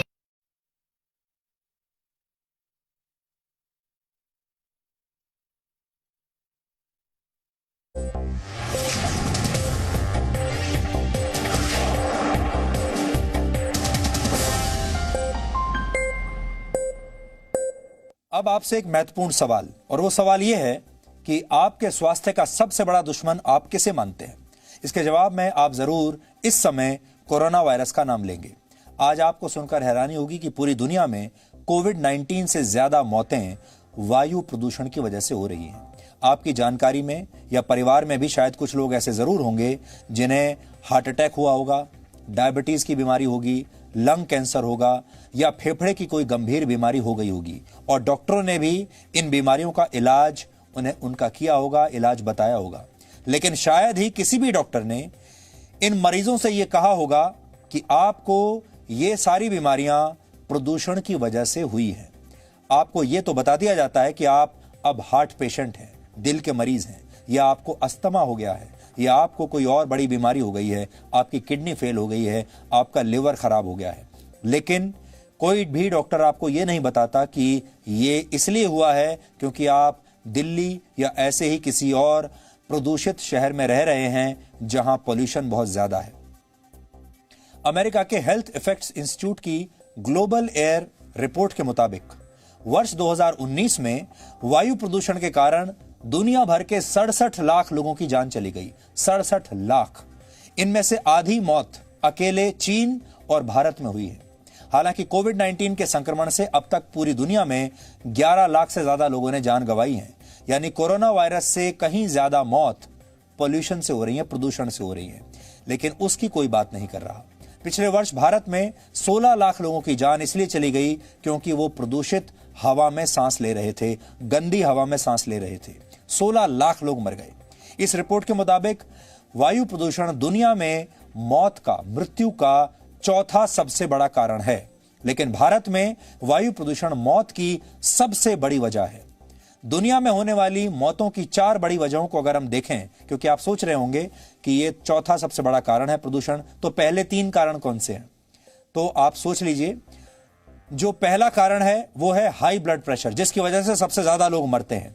दूसरा कारण है तंबाकू के सेवन से होने वाला कैंसर। तीसरा कारण है कुपोषण और चौथे नंबर पर आता है वायु प्रदूषण। हालांकि भारत में मौत की सबसे बड़ी वजह वायु प्रदूषण है। भारत में हाई ब्लड प्रेशर मौत की दूसरी सबसे बड़ी वजह बन गई है। यानी ये प्रदूषण जो है इसने ब्लड प्रेशर को भी दूसरे नंबर पर खिसका दिया है। इस नई रिपोर्ट के मुताबिक वर्ष 2019 में यानी पिछले साल वायु प्रदूषण की वजह से भारत में 1,16,000 नवजात बच्चों की मौत हो गई। हैरानी की बात यह है कि कोरोना वायरस की वजह से भी अब तक भारत में जितनी मौत हुई हैं वो संख्या भी लगभग 1,16,000 ही है। यानी कोरोना वायरस से भी 1,16,000 लोग मरे हैं और पिछले साल प्रदूषण से भी 1,16,000 बच्चे पैदा होते ही मर गए, पैदा होने के कुछ समय के बाद। इस रिपोर्ट के मुताबिक पिछले वर्ष वायु प्रदूषण की वजह से पूरी दुनिया में 5 लाख बच्चों की मौत हुई थी, जिसमें से 1,16,000 हमारे देश में थे। भारत में जन्म के 1 वर्ष में जान गंवाने वाले बच्चों की संख्या पूरी दुनिया में सबसे ज्यादा है। भारत के बाद जिन 3 देशों के नाम आते हैं उन्हें सुनकर आपको समझ में आ जाएगा कि प्रदूषण के मामले में भारत की हालत कितनी खराब है और कितनी दयनीय हो चुकी है। पिछले साल जन्मे ऐसे बच्चे जिन्होंने जन्म के 1 महीने में ही दम तोड़ दिया, उनकी संख्या भारत में 1 लाख से ज्यादा थी। भारत के बाद इस लिस्ट में नाइजीरिया का नंबर आता है, पाकिस्तान का नंबर आता है और फिर इथियोपिया जैसे देशों का नाम है। इनके साथ हमारा कंपटीशन है। इन मौतों का सबसे बड़ा कारण घर में होने वाला वायु प्रदूषण यानी इंडोर एयर पॉल्यूशन है। आंकड़े बताते हैं कि दुनिया में पिछले साल 64% बच्चों की मौत की वजह घर में होने वाला वायु प्रदूषण था और 36% बच्चों की मौत की वजह हवा में जहर की तरह घुल चुका पार्टिकुलेट मैटर 2.5, जिसे आप PM 2.5 कहते हैं, यानी धूल के बारीक कण थे। शायद आप भी वायु प्रदूषण को एक छोटी समस्या मानते होंगे। आज दिल्ली का औसत एयर क्वालिटी इंडेक्स, जिसे आप AQI कहते हैं, वो 366 के आसपास है। सांस लेने लायक आदर्श हवा के मुकाबले ये 7 गुना ज्यादा खराब है और एक रिसर्च के मुताबिक इस गंदी हवा में सांस लेना हर दिन 17 सिगरेट पीने के बराबर है। हालांकि दिल्ली के कुछ इलाकों का AQI 400 से भी ज्यादा पहुंच गया है, यानी वहां की हवा आपके स्वास्थ्य के लिए बहुत ज्यादा खतरनाक है। अगर आप दिल्ली में रहते हैं तो आपने भी महसूस किया होगा कि आपको सांस लेने में परेशानी हो रही है। आपने ध्यान दिया होगा कल दिल्ली और आसपास के इलाकों में धूप नहीं निकली थी। हालांकि इसकी वजह बादल नहीं थे, बल्कि इसकी वजह थी गंदी हवा यानी वायु प्रदूषण। इस तरह की तस्वीरें अब आपको दिल्ली में देखने को मिलती हैं, जैसी अभी आपके स्क्रीन पर है। अगर आप लोग दिल्ली में नहीं रहते हैं तो अपने आप को खुशकिस्मत मानिए, आप किस्मत वाले हैं कि आप ऐसी जगह पर नहीं रहते। भारत के अलग अलग शहरों में वायु प्रदूषण इतना ज्यादा है कि अब अमेरिका के राष्ट्रपति डोनाल्ड ट्रंप ने भी इसे अपने चुनाव प्रचार में इस्तेमाल करना शुरू कर दिया है। भारत का प्रदूषण अब अमेरिका में चुनावी मुद्दा बन रहा है। कल अमेरिका में राष्ट्रपति पद के चुनाव के लिए दूसरी प्रेसिडेंशियल डिबेट हुई। इस बहस में अमेरिका के राष्ट्रपति डोनाल्ड ट्रंप और राष्ट्रपति पद के उम्मीदवार जो बाइडेन ने जलवायु परिवर्तन के मुद्दे पर अपनी बातें रखी और डोनाल्ड ट्रंप ने भारत के बारे में क्या कहा, आप सुनिए। We are working so well with industry, but here's what we can't do. Look at China, how filthy it is. Look at Russia. Look at India. It's filthy. The air is filthy.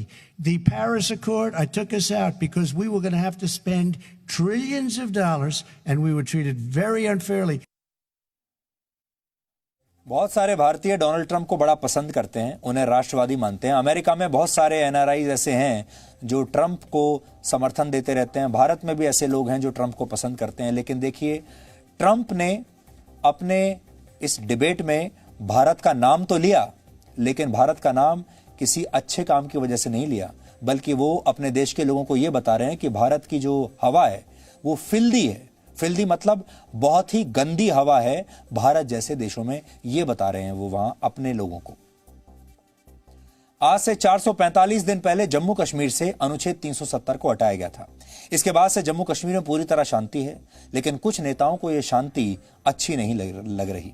अनुच्छेद 370 हटाए जाने के 436 दिन के बाद जम्मू कश्मीर की पूर्व मुख्यमंत्री महबूबा मुफ्ती हिरासत से बाहर आईं।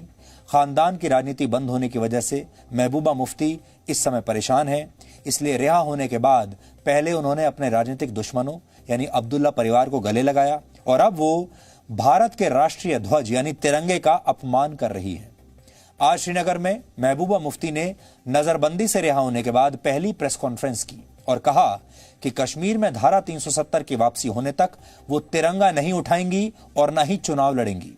इस प्रेस कॉन्फ्रेंस में महबूबा मुफ्ती के सामने जम्मू कश्मीर का पुराना झंडा रखा हुआ था। 5 अगस्त 2019 को 370 हटाए जाने के बाद इस झंडे का कोई कानूनी आधार नहीं रह गया है, यानी ये झंडा अब गैर कानूनी है। जम्मू कश्मीर के सभी सरकारी इमारतों से इस झंडे को हटाया जा चुका है, लेकिन महबूबा मुफ्ती अब भी इसी पुराने झंडे को अपना मानती हैं और उन्होंने इस झंडे की तरफ इशारा करते हुए कहा कि तिरंगे से उनका रिश्ता इस झंडे से अलग नहीं है और आज अपने सामने वो इसी झंडे को लेकर बैठी और उन्होंने कहा कि यही मेरा झंडा है। जब तक हमारा अपना झंडा डाकुओं ने डाके में ले लिया है, तब तक हम किसी और झंडे को हाथ में नहीं उठाएंगे। और वो झंडा हमारे आईन का हिस्सा है। जब इन्होंने खुद ही उस आईन की धज्जियां उड़ाई, इन्होंने तो खुद ही डेसिक्रेट किया कॉन्स्टिट्यूशन को भी, इन चीजों को भी, तो ये हमसे क्या एक्सपेक्ट करते हैं? What do they expect from us? हमारा झंडा तो ये है और हमारा उस झंडे के रिश्ता इस झंडे ने बनाया है। It is not independent of this flag, जो हमारा इस मुल्क के झंडे के साथ रिश्ता है। जिस वक्त हमारे हाथ में ये झंडा आएगा, हम वो झंडा भी उठा लेंगे। भारत लोकतंत्र है, भारत में अभिव्यक्ति की आजादी है और नेता इस अभिव्यक्ति की आजादी का पूरा फायदा उठाते हैं। महबूबा मुफ्ती बहुत बड़े राजनीतिक खानदान से आती हैं, जैसे अब्दुल्ला खानदान है, और इन लोगों की जो राजनीति है वो पीढ़ी दर पीढ़ी इसी बात पर चलती रही कि इन्होंने हमेशा ये कहा कि जम्मू कश्मीर भारत का हिस्सा नहीं रहेगा, हमारा अपना संविधान होगा, हमारा अपना अलग झंडा होगा और भारत का अलग झंडा होगा। इसी बात पर राजनीति की दुकानें चली हुई थी और आज खुलकर वो भारत में बैठकर, भारत सरकार के दिए हुए बंगले में बैठकर, भारत सरकार की दी हुई सिक्योरिटी के तहत खुलकर ये कह रही हैं कि मेरा झंडा वही है, उस झंडे को अपना झंडा बता रही हैं जिसकी अब कोई अहमियत नहीं रह गई है। आज प्रधानमंत्री मोदी ने बिहार में अपनी चुनावी रैली के दौरान धारा 370 का समर्थन करने वालों को करारा जवाब दिया है। उन्होंने कहा कि जम्मू कश्मीर में फिर से धारा 370 लागू करने का षड्यंत्र अब कभी सफल नहीं होगा। आप मुझे बताइए, जम्मू कश्मीर से आर्टिकल 370 हटने का इंतजार देश बरसों से कर रहा था या नहीं? ये फैसला हमने लिया, एनडीए की सरकार ने लिया, लेकिन आज ये लोग इस फैसले को पलटने की बात कर रहे हैं। ये कह रहे हैं कि सत्ता में आए तो आर्टिकल 370 फिर लागू कर देंगे। और इनका दुस्साहस देखिए, इतना कहने के बाद भी ये लोग बिहार के लोगों से वोट मांगने की हिम्मत दिखा रहे हैं। जो बिहार अपने बेटे बेटियों को सीमा पर देश की रखवाली के लिए भेजता है, क्या ये उसकी भावना का अपमान नहीं है? और अब आज का सवाल, आज आपको यह बताना है कि पहली बार किसी युद्ध में लड़ाकू विमान का इस्तेमाल कब हुआ था। आप इस पर रिसर्च कीजिए। ब्रेक के बाद हम आपको इस सवाल का सही जवाब बताएंगे, लेकिन सही जवाब बताने पर इनाम कोई नहीं है।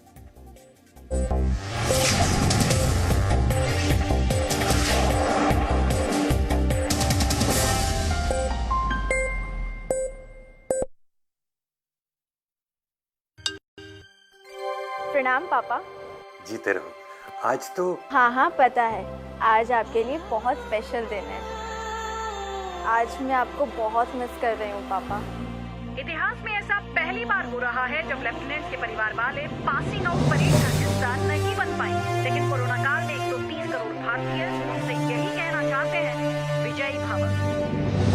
पापा कहते हैं कि संभव की सीमा जानने के लिए असंभव से आगे निकलना पड़ता है, और योद्धा वही है जिसके मन में गौरवशाली परंपराओं के लिए सम्मान हो और जिसके कंधों पर अपने देश का अभिमान हो। Ladies and gentleman, lieutenant Anjali Kumar. Zee News, परंपरा संस्कारों की। सपने एक स्पर्श से जगते हैं। कहते हैं ना, पहला कदम ही सफलता की सीढ़ी बनता है। Yes, I know. How can I forget that? अरे दिव्या, कितना टाइम लगेगा यार? मम्मा मेरा होमवर्क। अरे बहू, पूजा की थाली। परिवार की आशाएं बेड़ियां बनेंगी या पंख, चुनना आपको है। समय की धड़कन नहीं बदलती, समय के साथ हम बदलते हैं।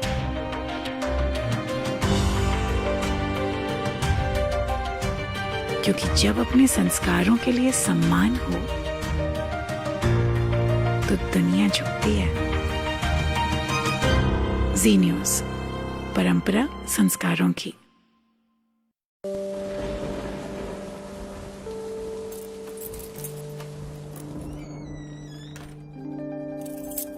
ये मेरे पापा हैं। हो सकता है ये कुछ बातें भूल जाते हैं, लेकिन मुझसे जुड़ी हर यादें मन की परतों में ठीक वैसे ही सजा रखी हैं जैसे इस अलमारी में कपड़ों की तहें। उनके संघर्ष की धूप ने मुझे लक्ष्य पाने की सीख दी है, और उनकी सांवली छाया ने माँ के संस्कार।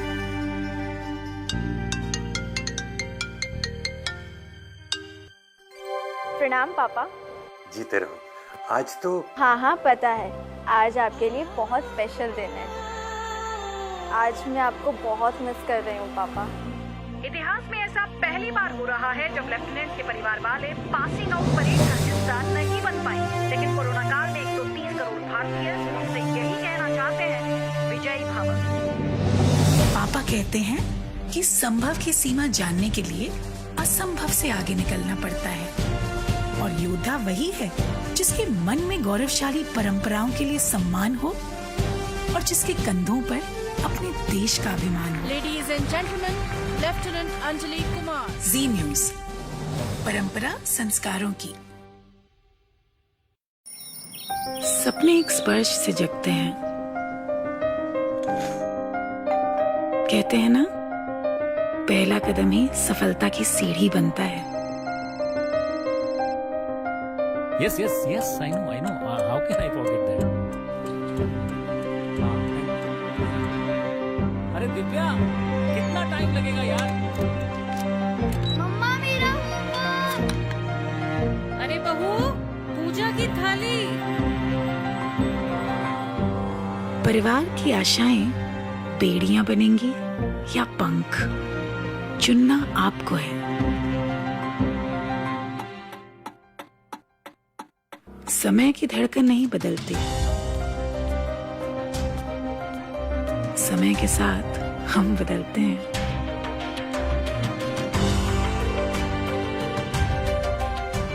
क्योंकि जब अपने संस्कारों के लिए सम्मान हो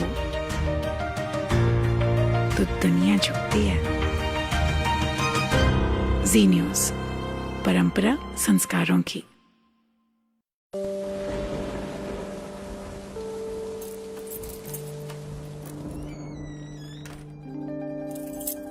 ये मेरे पापा हैं। हो सकता है ये कुछ बातें भूल जाते हैं, लेकिन मुझसे जुड़ी हर यादें मन की परतों में ठीक वैसे ही सजा रखी हैं जैसे इस अलमारी में कपड़ों की तहें। उनके संघर्ष की धूप ने मुझे लक्ष्य पाने की सीख दी है और उनकी सांवली छाया ने माँ के संस्कार।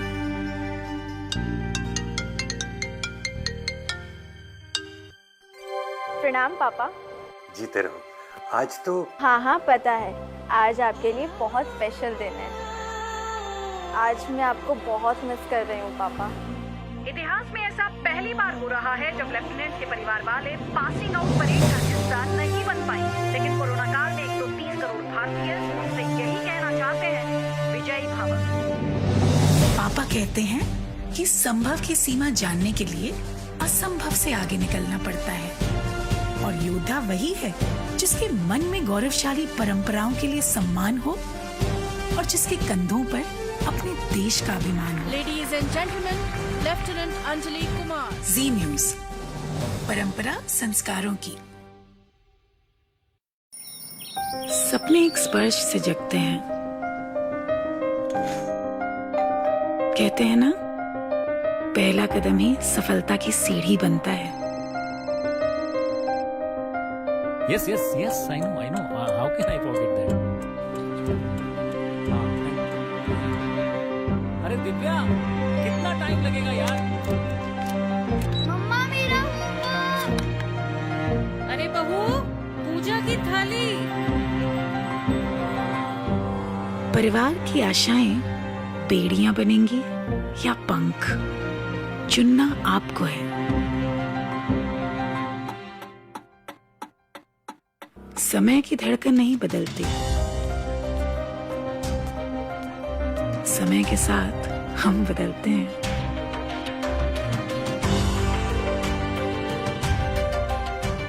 क्योंकि जब अपने संस्कारों के लिए सम्मान हो तो दुनिया झुकती है। जी न्यूज, परंपरा संस्कारों की।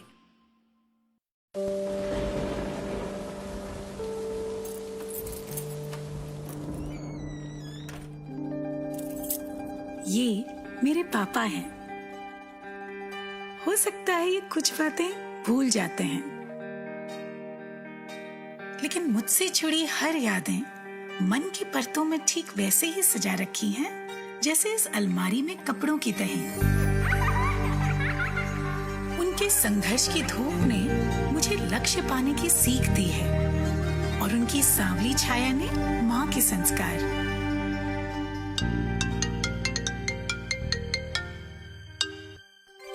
प्रणाम पापा। जीते रहो। आज तो हाँ पता है, आज आपके लिए बहुत स्पेशल दिन है। आज मैं आपको बहुत मिस कर रही हूँ पापा। इतिहास में ऐसा पहली बार हो रहा है जब लेफ्टिनेंट के परिवार वाले पासिंग आउट परेड का हिस्सा नहीं बन पाए, लेकिन कोरोना काल में 130 करोड़ भारतीय उनसे यही कहना चाहते हैं, विजयी भव। पापा कहते हैं कि संभव की सीमा जानने के लिए असंभव से आगे निकलना पड़ता है, और योद्धा वही है जिसके मन में गौरवशाली परंपराओं के लिए सम्मान हो और जिसके कंधों पर अपने देश का अभिमान हो। Ladies and gentleman, lieutenant Anjali Kumar. Zee News, परंपरा संस्कारों की। सपने एक स्पर्श से जगते हैं, कहते हैं ना, पहला कदम ही सफलता की सीढ़ी बनता है। Yes, yes, yes. I know. How can I forget that? अरे दिव्या, कितना टाइम लगेगा यार? मम्मा मेरा अरे बहू, पूजा की थाली। परिवार की आशाएं बेड़ियां बनेंगी या पंख, चुनना आपको है। समय की धड़कन नहीं बदलती, समय के साथ हम बदलते हैं।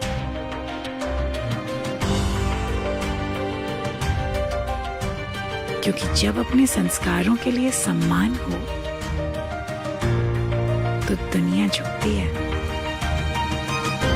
जी न्यूज, परंपरा संस्कारों की।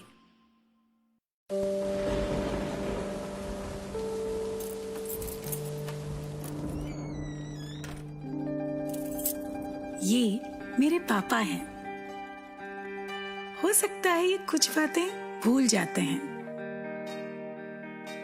लेकिन मुझसे जुड़ी हर यादें मन की परतों में ठीक वैसे ही सजा रखी हैं जैसे इस अलमारी में कपड़ों की तहें। उनके संघर्ष की धूप ने मुझे लक्ष्य पाने की सीख दी है, और उनकी सांवली छाया ने माँ के संस्कार।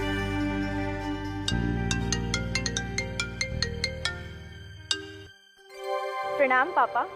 जीते रहो। आज तो हाँ पता है, आज आपके लिए बहुत स्पेशल दिन है। आज मैं आपको बहुत मिस कर रही हूँ पापा। इतिहास में ऐसा पहली बार हो रहा है जब लेफ्टिनेंट के परिवार वाले पासिंग आउट परेड का हिस्सा नहीं बन पाए, लेकिन कोरोना काल में 130 करोड़ भारतीय उनसे यही कहना चाहते हैं, विजयी भव। पापा कहते हैं कि संभव की सीमा जानने के लिए असंभव से आगे निकलना पड़ता है, और योद्धा वही है जिसके मन में गौरवशाली परंपराओं के लिए सम्मान हो और जिसके कंधों पर अपने देश का अभिमान हो। Ladies and gentleman, lieutenant Anjali Kumar. Zee News, परंपरा संस्कारों की। सपने एक स्पर्श से जगते हैं, कहते हैं ना, पहला कदम ही सफलता की सीढ़ी बनता है। Yes, I know. How can I forget that? अरे दिव्या, कितना टाइम लगेगा यार? मम्मा मेरा अरे बहू, पूजा की थाली। परिवार की आशाएं बेड़ियां बनेंगी या पंख, चुनना आपको है। समय की धड़कन नहीं बदलती, समय के साथ हम बदलते हैं।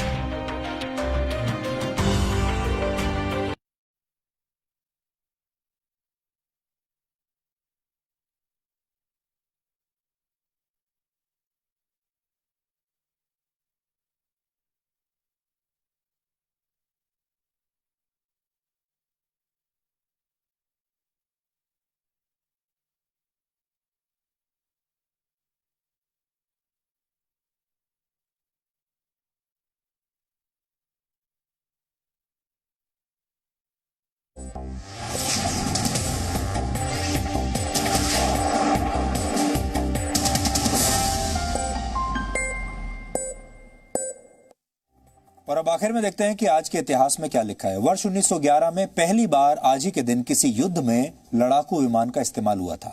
23 अक्टूबर 1911 को लीबिया में इटली के एक पायलट ने टर्की की सेना का सर्वेक्षण करते हुए उड़ान भरी थी, जिसके बाद 1 नवंबर 1911 को लीबिया में टर्किश सेना पर लड़ाकू विमान से पहली बमबारी की गई थी। ये बमबारी इटली की सेना के एक अधिकारी लेफ्टिनेंट जूलियो गवोटी ने की थी और माना जाता है कि वो एरियल बम्बार्डमेंट यानी हवाई हमला करने वाले दुनिया के पहले व्यक्ति थे।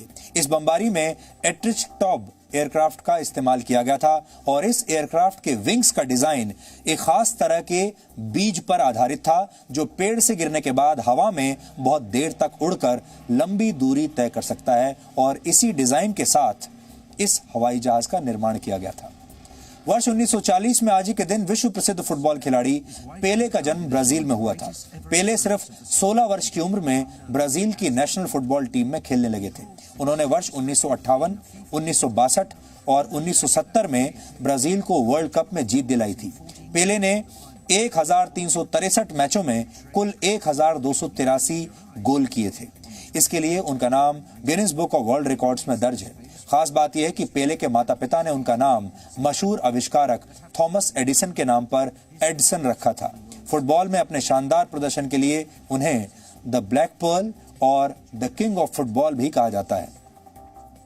वर्ष 1956 में आज ही के दिन हंगरी में सोवियत संघ के खिलाफ हजारों लोग सड़कों पर उतर आए थे।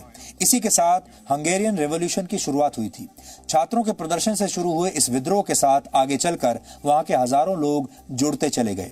दूसरे विश्व युद्ध के बाद ये सोवियत संघ को यूरोप में मिली पहली बड़ी चुनौती थी। 10 नवंबर 1956 तक चले इस विद्रोह को सोवियत संघ ने कामयाब नहीं होने दिया। हंगरी के 2500 से ज्यादा नागरिक और 700 सोवियत सैनिक इस विद्रोह में मारे गए थे, जबकि 2 लाख नागरिक रिफ्यूजी बन गए थे। खास बात यह है कि आज ही के दिन वर्ष 1989 में हंगरी 33 वर्ष के सोवियत शासन से आजाद हुआ था। और वर्ष 2001 में आज ही के दिन एप्पल ने आईपॉड म्यूजिक प्लेयर लॉन्च किया था। इसने म्यूजिक प्लेयर्स की दुनिया में एक तहलका मचा दिया था। ये एक तरह की क्रांति थी। उस समय इसे the walkman of the 21st century कहा जाता था।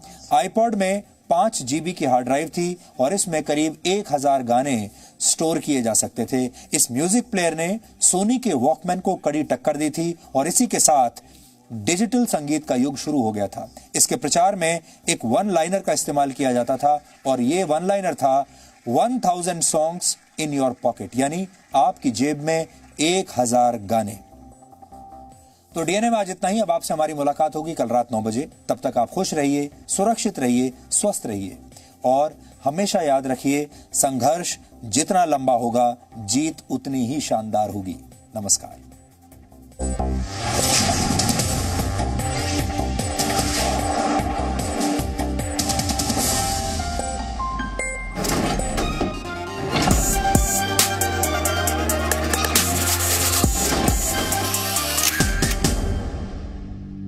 नमस्कार, मैं हूं सिमरन कौर। बुलेटिन में आपका स्वागत है। आज बुलेटिन में दिन भर की बड़ी खबरों पर बात होगी। आज महाराष्ट्र के पूर्व राजस्व मंत्री एकनाथ खड़से एनसीपी में शामिल हुए। इस खबर की पूरी जानकारी आपको देंगे। साथ ही महाराष्ट्र सरकार ने किसानों के लिए 10,000 करोड़ की मदद का ऐलान किया।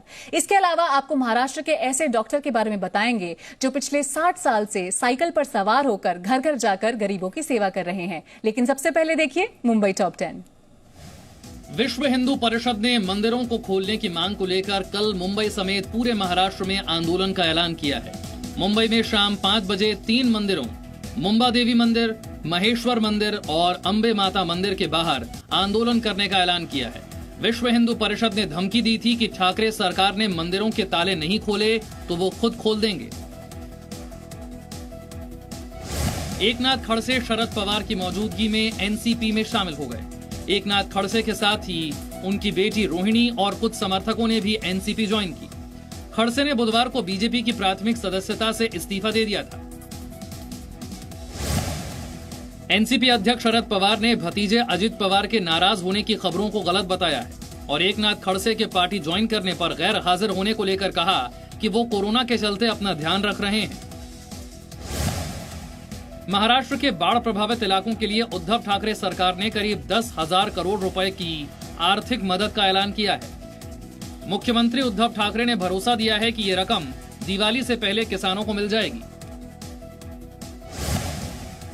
महाराष्ट्र के पूर्व मुख्यमंत्री और विपक्ष के नेता देवेंद्र फडणवीस ने ठाकरे सरकार के आर्थिक पैकेज को नाकाफी बताया। फडणवीस ने कहा कि उद्धव ठाकरे ने किसानों को दिया गया अपना ही वादा पूरा नहीं किया। महाराष्ट्र सरकार ने बेस्ट बसों को पूरी क्षमता के साथ चलने की मंजूरी दे दी है। राज्य सरकार ने हिदायत दी है कि बसों के संचालन के दौरान कोरोना गाइडलाइंस का पालन करना जरूरी होगा। दक्षिण मुंबई के सिटी सेंटर मॉल में घंटों की मशक्कत के बाद आग पर काबू पा लिया गया। गुरुवार की रात लगी आग को आज दोपहर में बुझाया जा सका। आग बुझाने की कोशिश में 4 दमकल कर्मी समेत 5 लोग घायल हो गए। मुंबई पुलिस ने YouTube देखकर मोटरसाइकिल चोरी करने वाले 2 चोरों को गिरफ्तार किया है। दोनों चोर सिर्फ मौज मस्ती के लिए बाइक चुराते थे। पुलिस ने उनके पास से चोरी की 7 मोटरसाइकिल बरामद की है। महाराष्ट्र में पिछले 24 घंटे के दौरान 69 और पुलिसकर्मी कोरोना संक्रमित पाए गए हैं। इसी के साथ महाराष्ट्र में कोरोना से संक्रमित पुलिसकर्मियों की संख्या 26,057 हो गई है। हालांकि अभी सिर्फ 1730 पुलिस वालों का ही इलाज चल रहा है। कोरोना से अब तक 274 पुलिसकर्मियों की जान जा चुकी है। महाराष्ट्र में पिछले 24 घंटे के दौरान कोरोना के 7,347 नए केस सामने आए। महाराष्ट्र में कोरोना के मरीजों की संख्या बढ़कर अब 16,32,544 हो गई है। पिछले 24 घंटे के दौरान राज्य में कोरोना से 184 मौतें हुई हैं। महाराष्ट्र में कोरोना से कुल 43,015 लोगों की जान गई है। महाराष्ट्र में बारिश और बाढ़ से किसानों को हुई तबाही का जायजा लेने के बाद महाराष्ट्र सरकार ने करीब 10,000 करोड़ रुपए की आर्थिक मदद का ऐलान किया है। राज्य सरकार का दावा है कि ये मदद दिवाली से पहले किसानों को मिल जाएगी।